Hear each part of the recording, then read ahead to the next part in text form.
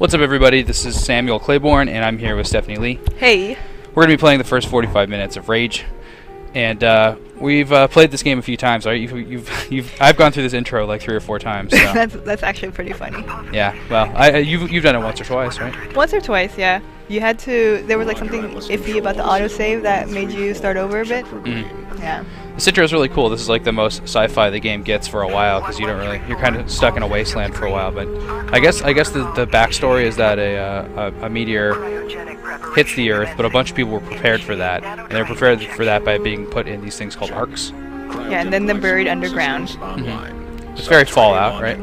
Kind of. But here you can see the pieces of the meteors. There's probably one big one, then a bunch of little fragments of it, kind of like scooting past the moon, going towards Earth. And the actual game is what, like 150 years in the future? So the meteor strike was pretty soon after contemporary times. 3-4, check. Targets confirmed. I think this is the main character right here, right? You never see yourself, so yeah. you can sort of feel it. Well, you can see yourself, and I think we'll probably see a little bit of the character.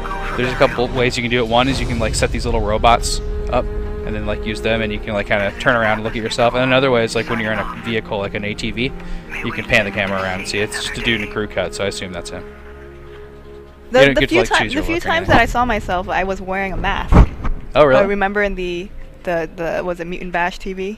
Oh, yeah. Right? Yeah. Yeah. Yeah, I think you could. I'm a little further than you, right? So I think I've seen a little bit more of the game. 106 years later. There we go. But we don't know when the meteor hit. External this is way in the future. Detected. Cryogenic chambers compromised. Chamber Omega 5 online. Initiating emergency nanotrite activation. You're going to hear a lot about nanotrites in this game. 2, Don't you love the science language? That's the thing I really hate about some games sometimes, like the pseudoscience and like making up these weird scientific terms. In this game, the nanotrites give you a really powerful skeleton, probably some HUD abilities, but more importantly, they give you the defib ability. Right? And that means you can restart your heart when you die. Right. Which is actually a really cool concept. I actually like that little defibrillation mini game. You'll see what we mean in a little bit. Yeah, that happens in the very beginning of the game, right? To kind of show it off. So this is the Ark, and it's in it looks like it's in good cosmetic condition, but there's nobody else in it. It's strange. I don't know if do you know if they cover it later, if some of these other people that are buried under with you are gonna wake up, or are you just the only one? You're the only I don't survivor. know. I mean, if I knew, I wouldn't tell the lovely listeners because it'd be a heck of a spoiler. That's true. Good call, Sam. Yeah. We'll try to keep it spoiler free, by the way. But, we are going to play through the first 45 minutes of the game, so there are some surprises in store. Man, this game looks good. Sure does. The sky looks really good. Unfortunately, that's probably the least technologically advanced element of the whole game because it's just painted on a Look at the background. rocks, Sam. Yeah, the rocks are pretty nice. Does that look like a ghost? That's one of the enemy types in the game. Not a mutant, right? Because that one was more human-like. I'm pretty sure they're all mutants. They're all types of mutants. I think that, well, the Ghost and the Wasted, there's like gangs like Mad Max style, and I don't think they're humans. That's just their gang. That's just their gang name, right? No, the mutants like crawl around and they get really big and stuff like that. They're mutated, and they have like glowing eyes and stuff. I like how he drove from like 10 feet in front of him. Yeah. And look, there's a Doom guy bobblehead. And this is John Goodman talking right now. I actually discovered that later on. It didn't hit me immediately. He's toned down. He's using like a toned down voice. Yeah. It's kind of neat. Man, I want that bobblehead. It's so Would cool. it have been cool if they actually used a model of John Goodman for this? So this guy that'd pick you up is just this huge fat guy. It kind of does have his like jaw, like, some of his facial features. Yeah, he has his sunglasses from the Big Lebowski, that's for sure. So he's taking you from the Ark to the settlement that you first come to. And there's a couple different settlements in the game. Then there's bigger cities. So this giant overworld is kind of like a hub world, and then you go into these other dungeons where you actually do all the like corridor crawling. And yeah, they are very dungeon-like. Yeah. And this overworld, you can get out of your. I mean, he's driving right now, but eventually you get vehicles. You can drive around and you can shoot other vehicles and stuff like that. And you can just get out freely. Very It's twisted just a lot of metal-like. driving. This is like probably the main departure from other id games, where like in the past with Doom 3, it was like all in corridors, dark corridors, and now you have this open, vast world to explore. Yeah. Which is pretty cool. I really like that. Yeah, I think like aesthetically, it can't get more different than Doom. Like there's so much light in this game. It's really interesting. There's no demons yet that I've seen. Well, the enemies are demonic looking, so that's still very id-like.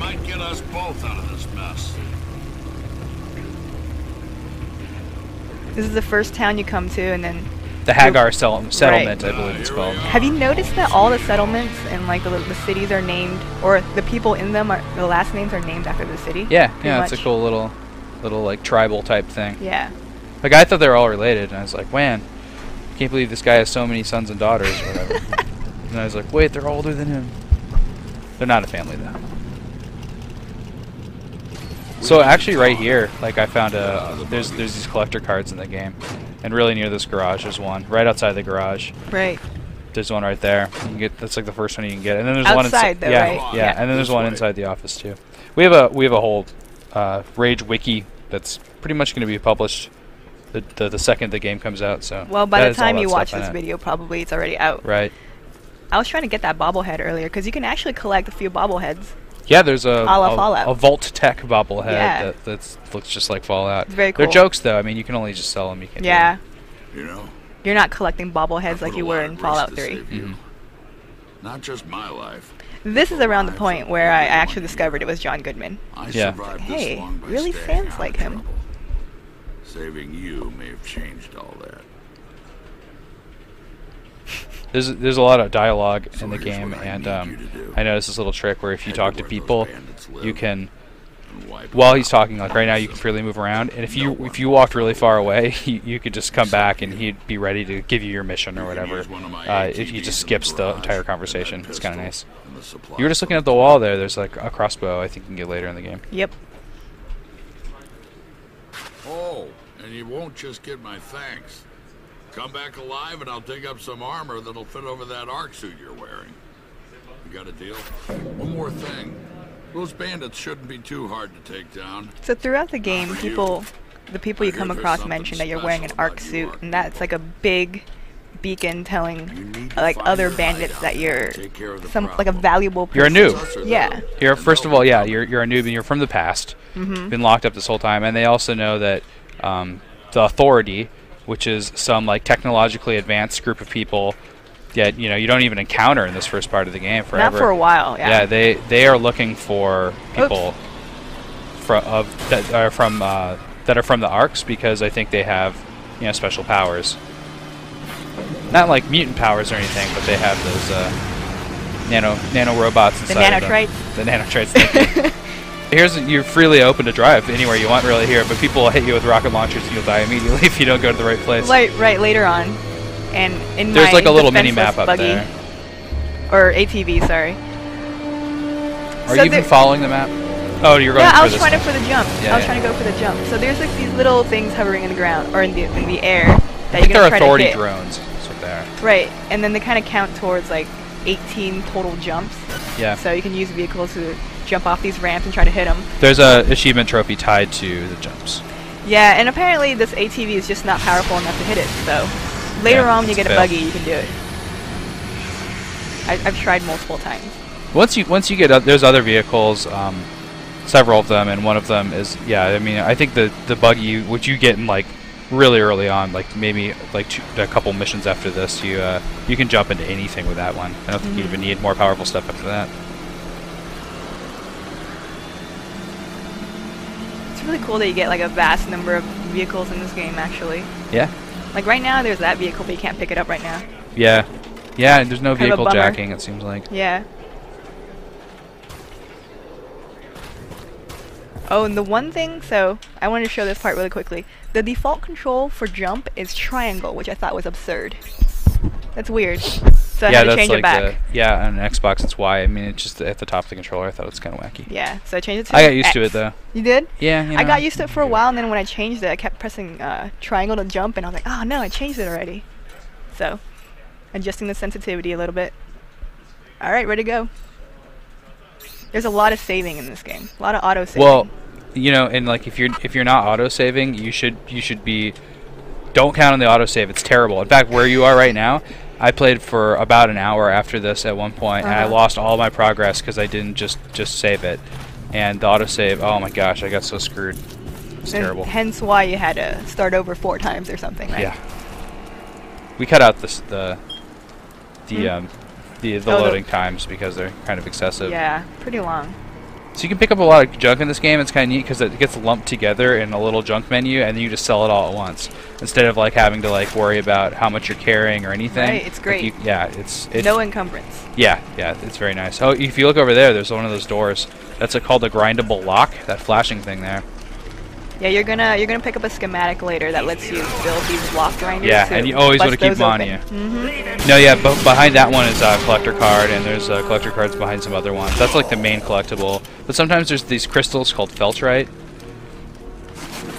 So these are definitely ghosts. They're people. They're not mutants.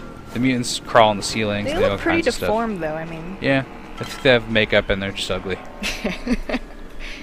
They're putting on makeup to be ugly, I guess. Well, you're quite a scavenger. Well, what can I say? Gotta find things to make other things out of.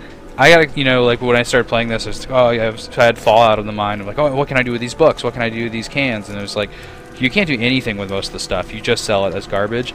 But then there's stuff you can use in schematics, and it's very specific. It's like gears, electrical parts, and stuff like that. And then in your menu, it kind of like doles it all out to the right places. And it's pretty easy to keep track of. Yeah, I'm a big fan of building, crafting things. So schematics, that's why I go around scavenging for things all the time. Now you start the game with this settler pistol, and it's very, very much like the beginning of any first-person shooter. But this pistol is pretty darn weak, and to boot, you can't really kill enemies by hitting them in the head at any part of this game. I mean, you can kind of snipe them in the head, and but you have to hit them a couple times. Like you did really good at him there, but yeah, you just one shot in the head is never going to kill him. That's the first collector card that I picked up in this game. Yeah, you can return to this area with a lock grinder and get the other one. This is some kind of wrecked hotel, I think. You want to talk about what the cards are for? Yeah. So the collector cards, they go to, there's like a magic type game, card trading collector card game, and there's only one card, you know, per each collectable. Like you can't. I guess what I'm trying to say is you can't just buy a set of cards. You can buy a starter deck, actually. Yeah, that's like 5 specific cards, but you have to find all the others. Right. And the ones you find are much more powerful, and then you can play people in bars and stuff. And it's kind of an automated game, but there's some strategy to it. It's pretty complex. Yeah, actually it is. I think it's called Rage Frenzy is the name of the card game, but a lot of people just call it cards.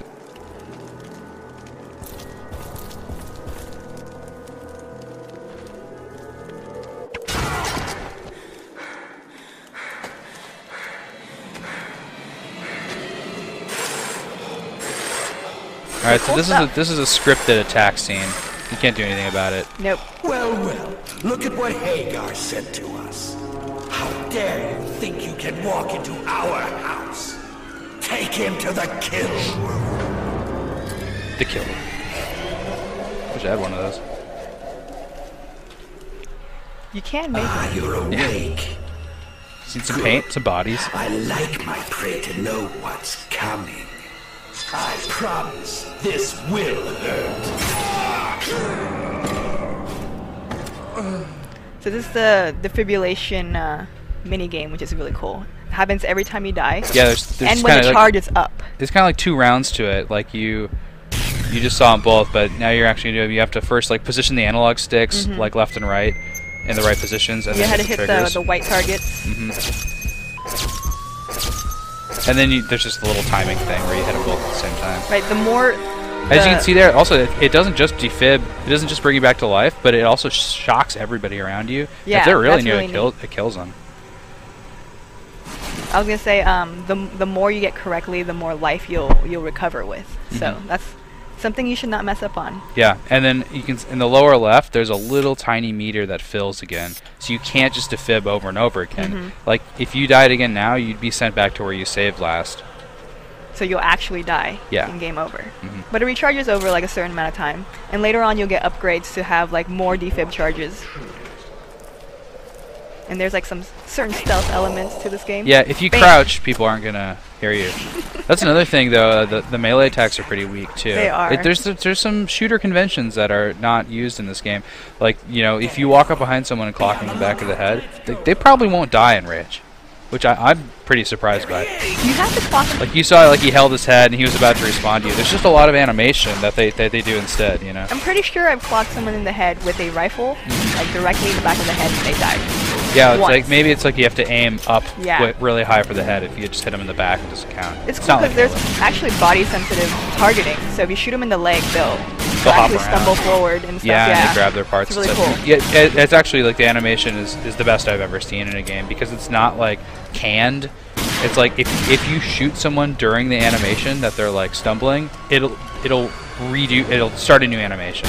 It's so like by the moment. It's really neat. And if you haven't noticed by now, like all the enemies are really acrobatic. They're really agile. They're not gonna stay in one place for the most part. You see them like leaping off ledges in like this perfect swan dive kind of form, which I think is really funny and really cool at the same time.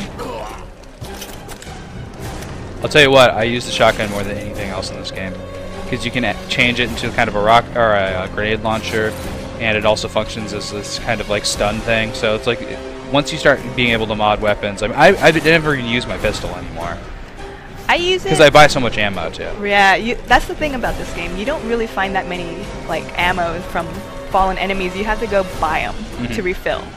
So make sure you visit the vendors frequently. Yeah, over and over and over and over again. Yep. And if you're not going to use ammo from one thing, it's good to sell it.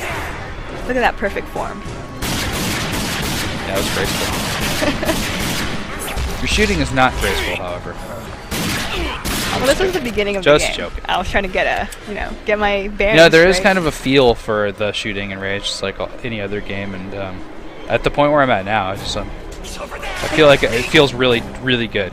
Yeah, even though this game didn't innovate on a lot of things, like it definitely feels very first-person shooter-ish, like an id first-person shooter. Like it feels really good. It's actually a lot of fun to play, which I appreciate. It's very traditional.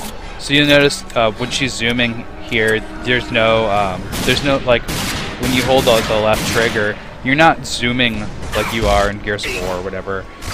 You just see iron sights, but you can get attachments that have zooms and scopes and stuff There's on a them. binocular you can use for the pistol. Yeah, it's funny. It's like a broken that's binocular, and you just kind of hold it while using it, and Yeah. it totally works great. It does until you're fighting in close quarters. So this dungeon's like, I mean, like most of them that I've experienced, totally linear. You just walk straight through it. How do you feel about the minimalistic HUD? Which I really like it. The what? The minimalistic HUD, like Oh, the HUD. yeah, there's like barely anything to it. It's just it's not minimalistic when you bring up your weapon switching later. Then Oh, it gets for pretty sure. complex. Like it I mean, doesn't. things are really on the edge. It doesn't. Well, there's no map, right? Yeah, there's no You can map see telling that. you where to go, so you actually have to explore and remember where you went. Yeah, there's or came from. the map is really helpful out in the wasteland, but once you're inside these dungeons, no map. But like Sam said, it's pretty linear, so you shouldn't get too lost unless you have to actually backtrack. Loot and soda machines.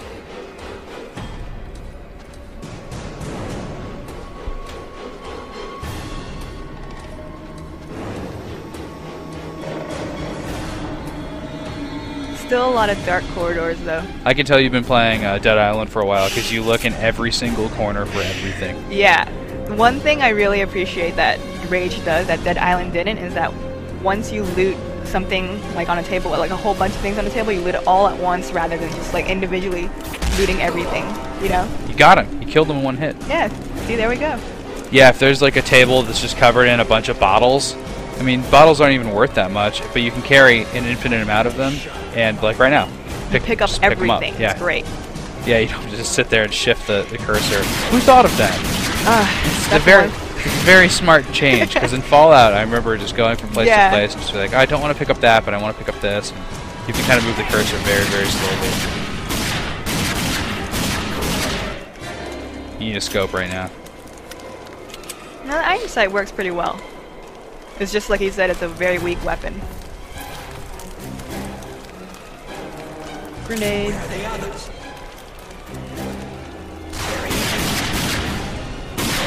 So I actually really like how the grenades are thrown in this game. Like, it actually shows you the cook time for the grenade. So it's really cool. And enemies overreact to the grenades. Like, even if you toss them in a place that it can't hit them, it'll flush them out. Yeah. Because they'll just try to get away from it. And I like how they're always aware of them getting their ass whooped. They're like, oh my god, we're losing. Yeah, they do that. When they shout. I think it's like when there's, you know, if there's a room of 5 and then all of a sudden there's just 2 left, they like keep shouting at each other like, ah, we're screwed. Little things like that go a long way.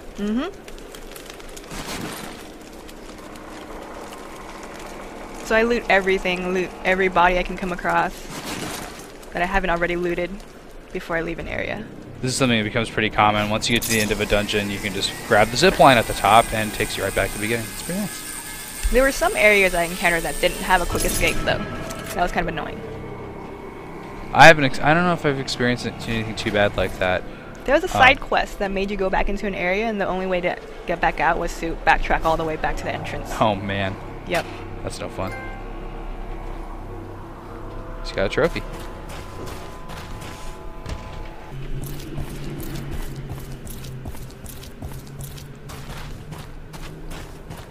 That rope bridge looks so good.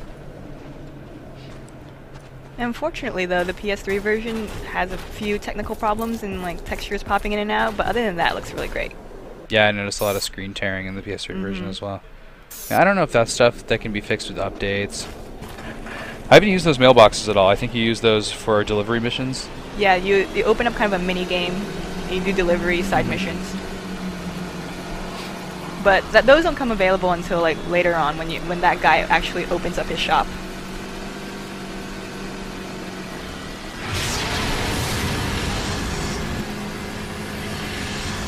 Here we go, trying one more time. No. Did not work out. Yeah, the driving actually feels really solid in this game. Yeah, I like the driving. I mean, they do a lot of stuff. So if you're used to driving games, you don't have to. You just don't have to be good at driving games because it does, like, you stick to the road really well. And like there was actually an interview where one of the designers admitted that Rage was inspired by MotorStorm, so you can see a lot of similarities there. Good work. We're all a little safer because of that. You got our thanks, and that's I think there's a certain trilogy of Australian movies that it's inspired by as well. Another trouble. Listen, the settlement was attacked while you were gone. Bunch of bandits we've never seen before. They didn't take anything, they just came for the kill. We have some good people hurt, and we're running low on medical supplies. I'm gonna need your help again. This guy Dan Hagar really implicitly trusts you. Just past the hill across the way, you'll find another settlement.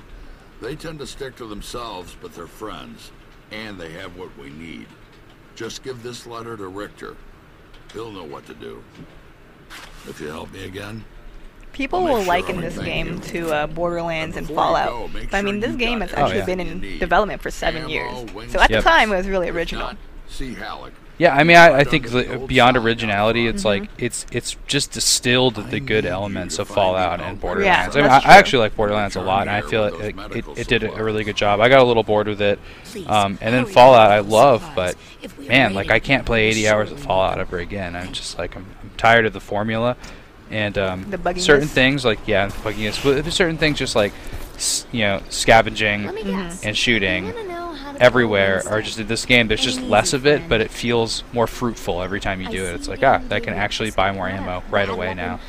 Though so far Rage doesn't seem to have the narrative depth that Fallout has. You know, it's just fun shooting through and through and driving. And this is actually my favorite weapon in the game, the wing sticks. Future boomerang. This girl's cute too. Good hunting. All right, here are the rules. Watch for the pop-up targets and hit them as quickly as you can. See how many you can get before the timer runs out. What was your Dude, you're a wing stick pro. I think I got like 22 or something. Good job. Damn. Well, I mean, you get multiple points for each one. It's not like you get 22 targets. I've played this 4 or 5 times. I would have gone more, but you see I hit like the edge of the roof and that kind of bounced my wing stick off. So this super future boomerang, the good thing about it is that it's silent. So you can kind of sneak up on enemies and use it. And the other good thing about it is that you can score an instant kill if you hit them in the head. Unlike gunfire, this will just decapitate anybody. Even the armored guys, the authority members that are usually impervious to bullets. Yeah. They get decapitated. And you can get a schematic later that allows you to build those. Really handy. That's You like should collector cars, always telling you keep better. like 40 wing sticks with you. And they say they're really good for mutants too, because the mutants, Bandits. The big ones? no, just the little guys that hop on the ceiling and crawl on the ceiling, because they don't have armor anywhere, and they just, I think, if I pretty much a direct hit with those things kind of hits them, and they kind of trace, right? Yeah, it's actually really nice because if you hit them, if you hit the mutants or any enemy with the wing stick in the head, you can actually recover it. Yeah, you kind of stand in the same place, right? It boomerangs back to the same place. Right. So this is one of the first shop. This is the first shop you come to, and in the shops you can sell the garbage you've collected, and then just buy ammo upgrades for your weapons, which are great. You can buy schematics too. Schematics, yeah. Yeah, you'll be visiting these shops pretty often. You're gonna get the binocular upgrade. Yeah. It helps out a little bit. And unfortunately, there's no way to toggle it on and off, which I find kind of annoying. Yeah. You know, wait, I think you might be able to toggle it on and off in the weapons menu. I haven't been able to figure check it out. Yeah, I actually don't know. I was gonna say when you finish jobs for anybody, whether they're side quest jobs or main jobs, you always get cash, and that's really how you do it. So you can loot people, bodies for cash, and then sell your stuff. But I think the most lucrative way to earn money is just to, go around and do jobs. You can also gamble though. There's the two games we were talking about. One's the card game, and then one's just, there's a couple others too, but then one's like a holographic betting game. And really, like, I just saved in front of the holographic betting game and just kept on betting and then saving when I won, and just got, that's essentially a way to get infinite money. It's slow and it's boring. And money actually effective. matters in this game because you spend so much of it buying ammo. Yeah. And like buying certain parts for making crafting items and stuff. So this other settlement is kind of based on oil, very, very Mad Max style. And they have like a refinery. And they're called the Outriggers.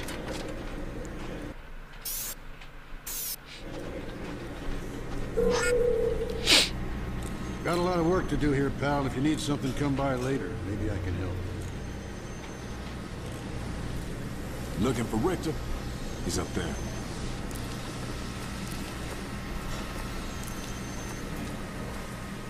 So these are just little settlements, but later on there's a major town called Wellspring, which is kind of built around a water source. And then there's one called Subway Town later on. Well, Dan's run into some trouble again, I see. Well, Janice is going to need to see this list. Go on. It's just up there. You're the note, but when you're done, come back here. I may have something that'll interest you.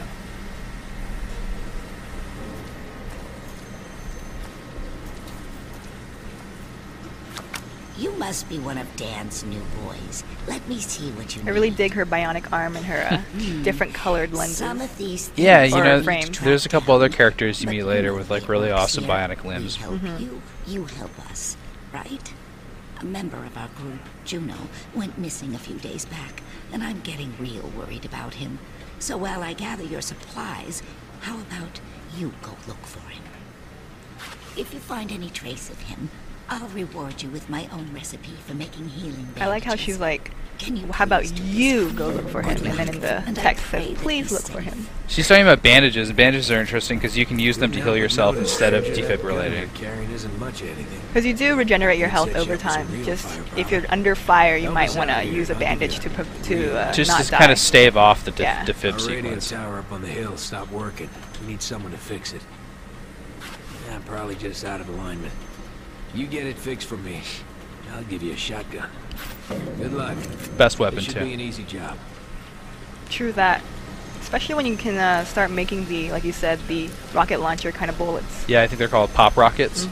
They're kind of, you know what, you can switch your ammo, and that's what we're talking about. In shotgun, for instance, you have buckshot, you have the pop rockets, which you fire out of the shotgun. You have the same amount of rounds, and you can shoot them and they blow up. And then there's also like a stunning EM pulse shotgun thing that I've got, and you can craft those bullets or you can buy them. The weird thing about it is that it's just like the shotgun, to switch the ammo you have to hold the L bumper and then like press the left trigger. And it's like in the heat of combat, I guess really what I'm saying is that it's really clumsy and you screw up a lot. I mean, but you can pause the game and change your weapons slowly. But that slowly. just makes me think like Rage is definitely best played on a PC. Yeah? Yeah. I don't know. Yeah, maybe the hotkeys are set up. We haven't even seen the PC version. I'm sure it looks like phenomenal. Yeah, I would hope so.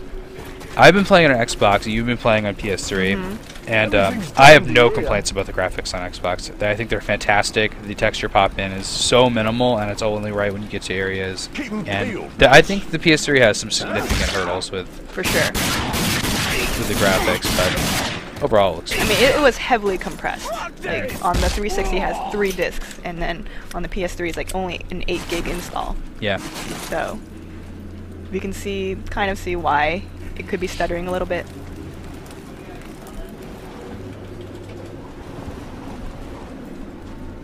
There's totally another collector card down here. That's what I'm looking for. Bingo. Secret. And some Hopper You're gonna have Light. quite a deck. Have you played the card game at all? I played it once. I got clobbered interesting. the first time I played it, and now I'm getting better at it, just because I have better cards. Yeah? Yeah, I mean, I basically, my strategy is to choose all the cards that have high HP. Uh-huh. Like, because it's just all the characters in the game and the types of robots and stuff like that. And then you just play, that's like my whole strategy, is just to get ones that don't die right away. And that seems to be working for me now. How do you like that? So you get to choose your deck when you play the card game, but then when the cards come out, they're automated. Like you don't get to choose which cards come out. Or they're like shuffled. Yeah. Right? So and then how do you like that? You pair up your card with an opponent card each time, and then if you eliminate the opponent card, then your card stays on. So you might have like 7 cards to your opponent's 3, and your cards all get like a turn to fire, like an RPG kind of, like an old JRPG, and then they have their turn to fire. I don't know. It's kind of interesting. Yeah. I didn't think it was too, like, I didn't think it took away too much control by randomizing the cards. I mean, when I first saw it, when I first talked to the guy at the bar to play, I was like, wow, cool, a trading card game. And then I was a little bit disappointed when I discovered I didn't have full control over it. Yes, but you gotta catch them all, Stephanie. You gotta catch them all. Actually, I'm in the process of I doing think there's so. a trophy that's called something like gotta have them all or something. That's a reference to Pokemon. There's the weird panting that happens when you run. Well, he's out of shape. He's been buried for like 100 years. Come on. The nanotrites can't help him with everything. And I think I encounter a So here you're about to see mutants. Yeah. These are genuine mutants. And here's the real way to tell that they're mutants is that they don't drop stuff. You can't search their bodies. Yeah, their bodies kind of dissolve after a while. Yep. Now that you mention it, yes, you are right. And they don't speak. They just snarl, and they have glowing eyes. So that's the guy you were sent to find by what's her name? Juno? Janice. Janice, yeah. And that's Juno. It's dead. So yeah, collector card in here. It's a tough one to find. It's in the dark. And then up here is the radio tower that Richter sent you to mess around with. Easy stuff. You can see there's some texture problems that were just occurring there. And again, this is the PS3 version that we're playing. Now the zipline, my fave. I'm glad you can't shoot on these things, otherwise you're going to be forced to have segments where you're going to be shooting on these ziplines. Yeah? You don't like zipline shooting? Not really. There's a good segment in Gears of War 3 of zipline shooting. I probably haven't. I'm a connoisseur of zipline shooting in video games, as you can imagine. This ATV looks so goofy. Actually, the goofy animation is when you like ram into something really hard and your character flies off. That's kind of funny. It is really funny. You know, speaking of funny, there's just not as much id comedy in this game. It's kind of a serious game, and it's not like, you know, it's not overly grim either, like a Fallout. it's like people actually are nice to you and they get along and they trust you. It's just a weird feel for a game. I really have enjoyed that so far. I think the scales are definitely tipped more towards like grimness and seriousness, but there's definitely a lot of like lightheartedness to it too. Like, it's, case in point, when you actually crash and fly off your vehicle, and some of these names are just hilarious. Come on, Lusum, that lady in the Hagar territory. I don't get it. Usually don't. Yes. I don't know. You did good though. This is funny. Every time you get a weapon, you just kind of inspect it for a while. I think that's a good little thing. See the heft of it. Yeah, good looking shotgun. Juno's dead. I knew something was wrong, but I had hoped. You know, my favorite little like robotic prosthesis in the game is that there's this mad scientist, and he has a little like scanner on his shoulder, and it looks like a little owl sitting on his shoulder, and it's really neat. It'll like scan you when you're standing there, but then like all his expressions that he uses, it'll like nod or shake its head and stuff along with him. It's pretty cool.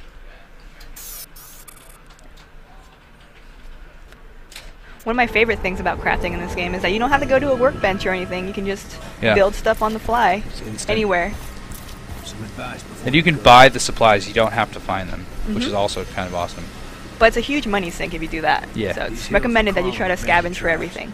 They mostly fight each other, but if they find you in their turf, they'll kill you first, then figure out if you're friendly or not. You watch yourself. And sometimes I'm not sure if they're actually done talking to me or not, so sometimes I double check. If you just go back, they'll give you just the straight answer, yeah. Usually, which is nice. I hope you crash into something. Be safe, stranger.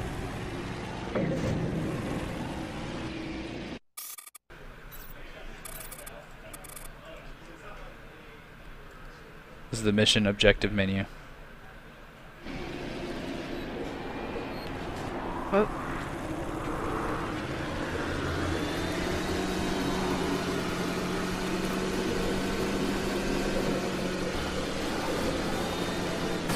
So later on, every time you drive around areas like this, people come up to you in cars and start shooting at you. But by that point, you can shoot back at them, so it's pretty nice. Not off the ATV, though. Yeah, hopefully you won't be driving an ATV because you will not survive. Yeah. Well, there you go. Yes. It's hilarious. Nothing happens to you. Yep. Good work. I'm starting to think I made a good decision by saving you. You truly are someone we can trust, and I am in your debt. Now go talk with DR about that buggy. Look for him in the garage. Get that buggy fixed up and come back and see me. I've got some. Do you know of any other big names that lent their voice to this game? Hey, No, I was just trying to think about that. Yeah. I haven't noticed anybody. I have to look at the credits, but I've got one word for you to remember. the voice acting is great, though. I haven't like experienced a point where I'm just like, oh, this is embarrassing, which is pretty common in video games. Yeah. So I'm a stickler for good voice acting. Like in Deus Ex. And you know the animation isn't that good for the people, but there's not cutscenes either. It's all done in real time. That's okay. Only traded for something really. So I didn't get what this guy was telling me, because he's telling you about this mineral called feltrite, which is kind of it's always hidden really well or behind one of those grindable lock doors. But like really, it's just worth like $25 per crystal. Like I don't know. And then like I have a bunch of it now. I thought you'd be able to use it for cooler stuff. Yeah, I mean maybe you haven't met the right guy yet, or maybe that really is all there is to it. Yeah. Being I was sold talking to for- Charles and Yet, and he was just like, "Yeah, I just sold it all." I was like, "Oh, okay, maybe I'll just do that." Yeah, I'm gonna hang on to them for a little while. There's other little cool, almost like Easter egg type things that we talked about. There's like the Fallout bobblehead, The which Vault is Tech I think guy? you can sell that for like $150, which is a lot of money. And then there's also Pinkies, which are Twinkies, and those are usually hidden really well, and you can sell those. It makes like a little lion's roar every time you pick it up. Yeah, and I found a thing weird. called a water purifier, and it was in this weird place. It was like under a stall. There's like a toilet, like a bathroom. There's like a toilet stall, and it's like you have to duck down and like kind of like reach under the toilet to get it. And it says that's worth a lot of money, but I don't think you can do anything else with it. So you probably have 75 pounds worth of empty beer bottles on your back right now. Yeah, I've got it in my little hefty bag that I carry around with me. You probably in real life, you'd look like a Katamari ball by now.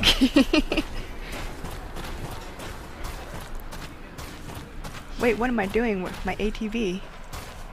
There we go. Never try to wander the overworld on foot. You can do it. Just takes a while. Takes a while and you'll probably die.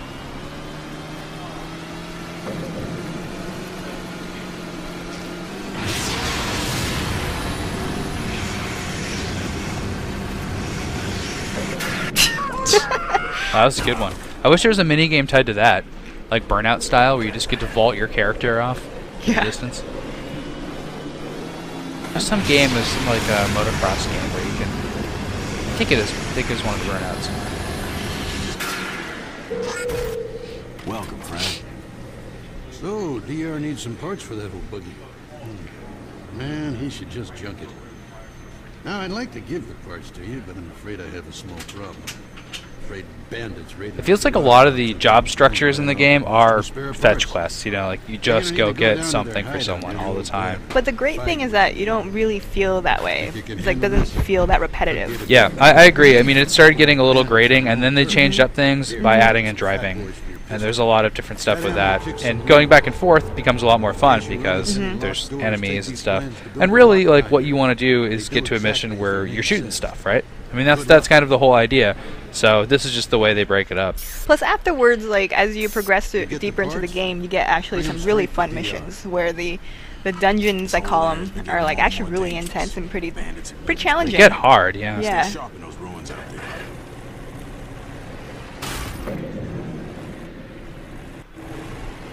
Yeah, this one's really close by. Could have just walked it. It's across the street. This is the same place you went to earlier, but you just take a different turn here. And we're actually nearing the end of this first 45-minute look at the game. Wow, look at that. It went by so fast, I can't believe it. Yep. So if you want to know more, you're just going to have to watch the walkthrough videos I'm going to put up. Yeah, there's going to be walkthrough videos yourself on YouTube or on IGN. And I got the monocular this time. Yeah, that looks cool. Nice zoom. But also, there's a massive Rage wiki on IGN. It has a lot of like lore and like universe stuff, and people are just filling it out. So come drop by there, check out. If you have any questions or anything about the game? Yeah, and I'll probably have videos for the vehicle jumps as well, if you're curious. Yeah, and I'm working specifically on collectibles, so those collectible cards will be all ready to go. I'm gonna have the best deck in the Wasteland. Too bad. I wonder if the multiplayer lets you challenge other players in the TCG, huh? Yeah, I haven't played any. I can't believe you used to use the term TCG. Yep. However, yeah, I haven't played anybody online in that way. I know you can, there's driving stuff online and there's shooting, right? So, card game. We'll have to see. That'd be pretty nerdy. Yeah.